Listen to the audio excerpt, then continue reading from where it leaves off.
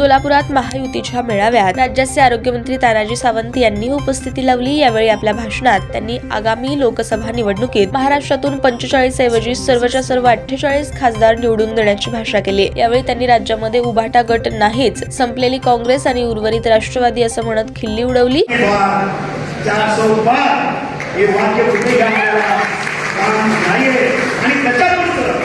महाराष्ट्रामध्ये दादा 3 जागा कशासाठी तुम्ही नाही म्हणता मला हेच कळत नाही।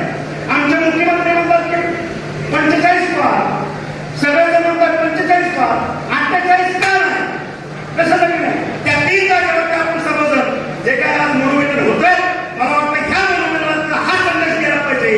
त्यावेळेस महाराष्ट्रामध्ये उर्वरित जे काय उभाटा गट दिसत नाही, दिसतोय असं म्हणून, कारण राहिला विषय पहिल्याचा काँग्रेस असेल, संपलेली आणि उर्वरित राष्ट्रवादी यांना औषधालाही महाराष्ट्रातला खासदार जाता कामा नये हा निर्धार आज आपण या व्यासपीठावर करू आणि अशा पद्धतीचं माननीय नरेंद्रभाई मोदी यांच्या हात बंद करण्याचं काम महाराष्ट्रात सुरुवात करू एवढा विचार करतो।